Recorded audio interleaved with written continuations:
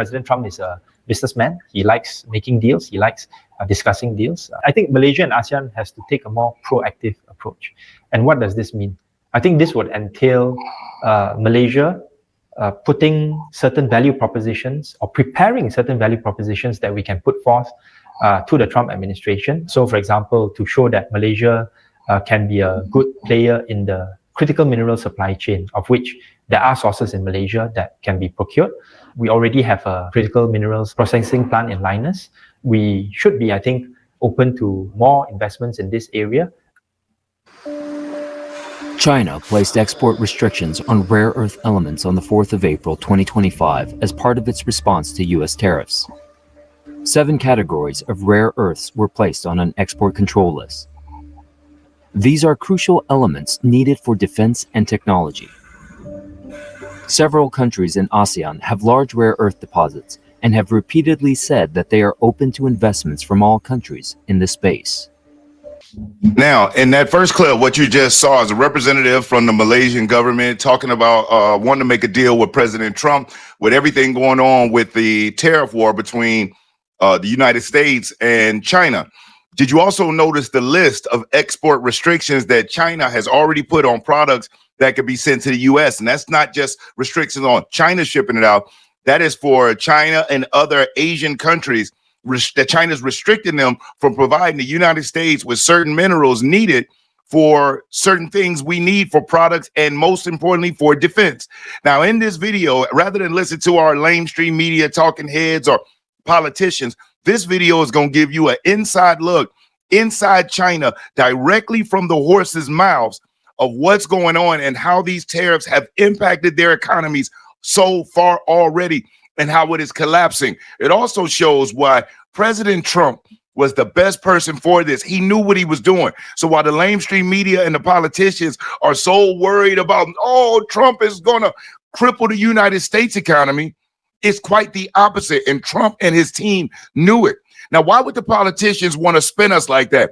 Could it be that we've heard about the palms being greased by the Chinese government to United States politicians? Remember, former President Joe Biden and Hunter Biden and James Biden, we know for a fact that Hunter Biden and James Biden received money from the CCP. There's bank statements. It's not allegations. It's not theory. The Congress proved it. Jamie Comer and the committee, they proved it. The only issue was the Department of Justice under Merrick Garland was unwilling to prosecute. And remember what President Biden did? He pardoned his son for every action he did between 2014 and present day. And it just so happens that that's where those wires and that's when that money came in, not just to Hunter and James, but to former President Biden's grandchildren also. Every member of his family received electronic wires from the CCP, but allegedly, but it's not allegedly. I'm only doing that for the video purposes. Look it up. The subcommittee found it. I saw the hearings, but let's get into what's really going on inside of China. Now, if you come to this video because you're looking for some cursing and wild acting stuff, you're not going to get that. But if you really want to get a better understanding of how what President Trump did was one of the best things ever, how everybody's afraid of the big bad China, and just how what he did not only put China with the spotlight on him, but it got the other countries to rally with the United States. Most importantly, other Asian countries to rally with the United States, who in other situations, China would have just used to continue exporting to the United States and would have still been working to cripple our economy while strengthening their economy and their military. Not anymore. So let's get into this. Check this out. Last month, I took an order for a batch of copper parts. I've already bought all the materials. It cost tens of thousands, and everything has been cut, ground, washed, and engraved. It's not finished yet, but today the customer messaged me and said the delivery might be delayed. After customs clearance, the taxes have gone up too much. A TikToker who works as a bulk trade supplier shared in his video the huge pressure he's under after the sudden increase in U.S. tariffs. 订单量5000多万美金，今年我们订单已经排到了26年的5月份。 Our orders are worth over 50 million US dollars. This year, we're already booked through May 2026. But with this 30% tariff hike, the impact on us is huge. If you're a small startup, it's not such a big deal because you don't ship enough to fill an entire container. But for us, it hits hard. Our profit margins in bulk trading are already razor thin. Now with a 34% tariff, it's like getting knocked to the ground. He said the only thing he can do for now is wait. His backup plan is to ship through third-party warehouses in other countries. That's the only way forward. On April 7th, the owner of a clothing factory posted a video saying the entire foreign trade apparel industry in China is filled with anxiety. 现在做外贸单的 Everyone doing foreign trade now is nervous. A 50% tariff is just scary.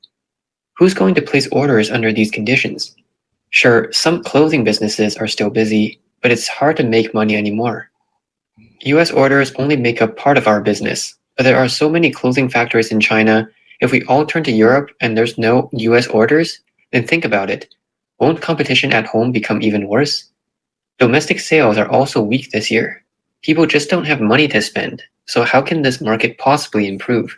If you enjoyed this video, do me a solid. Would you hit that like button? Because I'll never ask you for a cash app or a super chat. You hitting that like button really, really does help the channel. And if you aren't subscribed to the channel, subscribe. And once you do, make sure that you hit the notification bell and then select all. That way you'll be notified when I upload new videos. On April 2nd, U.S. President Donald Trump announced a new round of global-based tariffs, raising rates on dozens of countries.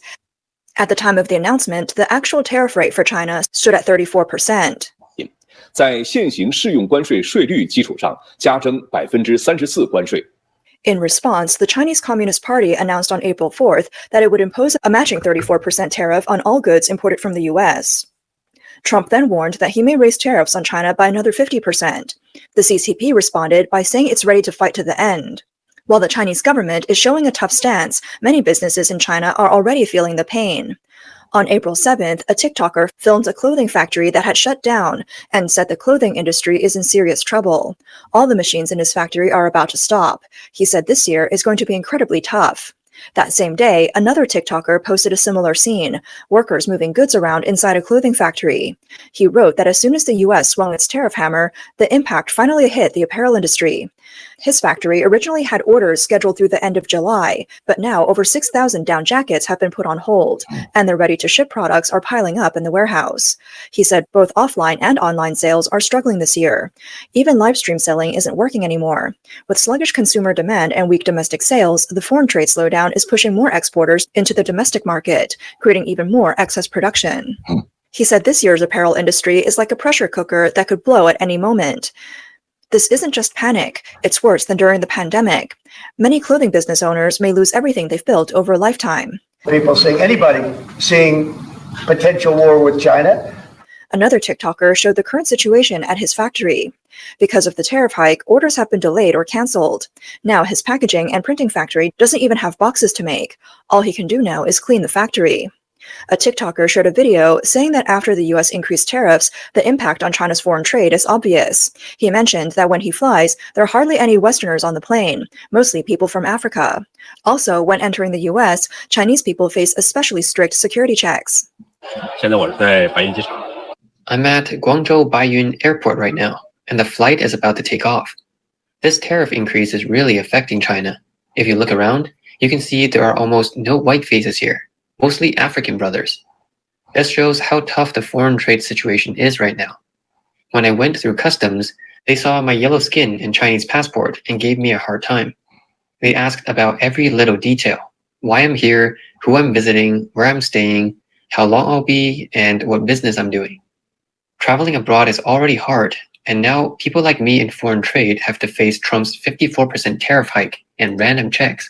On April 6th, a female owner of a laser cutting factory, Liu Ting, posted a video saying that manufacturing in China is going to get even harder, and she plans to sell off her 30,000 watt equipment. 是的，你们没有听错，我可能要把去年4月份买的大图的激光要准备出掉了。 Yes, you heard me right. I might have to sell the laser equipment I bought last April. I don't need to explain. You could probably guess why. The economic environment is bad, and the trade war has already started. Soon, all manufacturing businesses, especially small ones, will face bankruptcy. This is not an exaggeration, it's the reality. She also said that starting this month, all manufacturing businesses in China will face an unprecedented winter. More and more companies will go bankrupt, lay off workers, and downsize. Many manufacturing owners will end up with insufficient funds and will not survive. Cases in banks, law firms, and courts will pile up. The TikToker estimates that all manufacturing business owners are currently in an anxious, confused, and helpless state. Particularly for factories that relied on foreign trade orders, the shrinking foreign demand and declining domestic demand are making it difficult. Many small business owners can't sleep because of worries and fear. They're afraid all the years of hard work will go to waste. They fear they won't be able to pay employee wages or cover rent and utilities. The TikToker revealed that with electricity costs for her equipment already reaching her limit, she has decided to sell her 30,000-watt laser equipment. On April 8th, a TikToker from Zhejiang shared a video saying that she suddenly realized the U.S. tariff increase has also severely impacted non-exporting manufacturers. 浙江这边的厂，这个关税加上去之后。 How big of an impact has the tariff increase had on local factories in Zhejiang? I run a small factory and don't deal with foreign trade, so I'm not sure how much it would affect me. But I've noticed that my upstream suppliers who export raw materials haven't received any orders for a long time. Not even one container has shipped out. When they can't get orders, they try to switch to domestic sales. Now, people at their factories are still working nonstop, running around to try to make domestic sales. So when they get involved in the domestic market, doesn't that just drag the domestic factories into it too? Everyone's getting caught in the spiral. And in the end, we'll all collapse together. The impact is really huge, and some people probably haven't realized it yet. Whether it's the impact on their foreign trade or on our factories that don't deal with foreign trade, it's all very significant. On April 7th, a TikToker from Foshan visited a newly built factory district and recorded footage of the vacant and neglected factory buildings. He said, "Look at these factories that were just built last year. Now I can't even find a single person. There are no cars or people on the road. Some of these factories are single-story and others have multiple floors. The landlords spent nearly $1 billion yuan to build these. Just a few years ago, these beautiful buildings were all leased out by middlemen. You had to wait in line to rent a factory space. But now, there isn't a single customer coming to view the space. The new factory buildings behind me haven't even been renovated yet because the landlords are afraid of spending money if no one rents them. With the manufacturing industry in decline, every industry is struggling." He recalled that some Chinese companies moved to Southeast Asia to avoid the U.S. China trade war a few years ago. Now, this new wave of tariffs is a heavy blow to those companies because some countries have even higher tariffs than China. He questioned.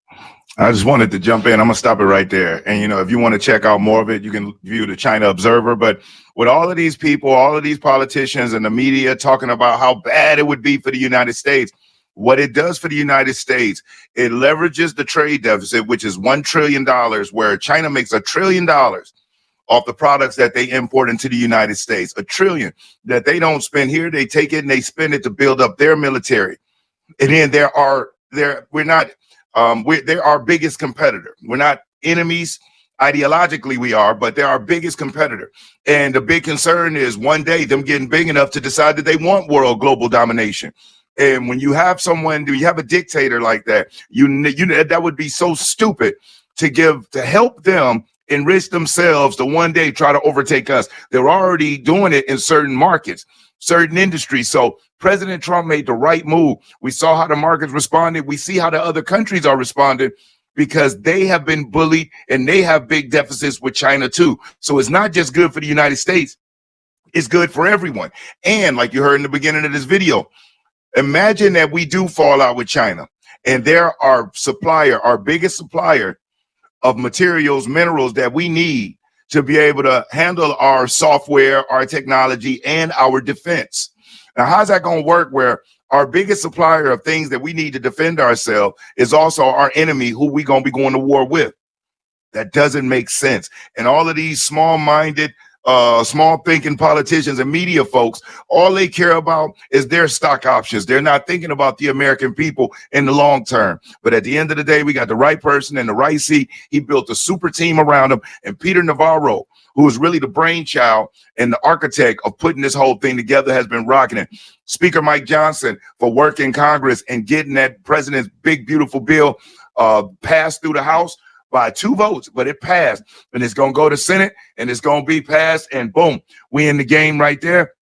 So there's a lot of great things going on. Trump is able to deport, and most importantly, our biggest competitor.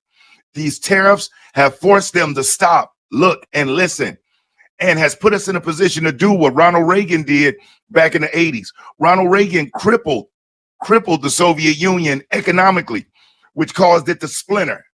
And now President Trump is using the Ronald Reagan technique to the 10th power and using it to splinter China economically, which will at the end of the day make the whole world a much better place. So if you've watched the video this long, I greatly do appreciate you for staying here with me. I really do hope it helped and added some value into understanding that the media doesn't know what they're talking about. These tariffs are working, and they're going to keep working as long as we stay behind the president. And most importantly, please stay safe, stay great. I'm Brian Maxwell, and I look forward to seeing you at the top. Over and out, y'all.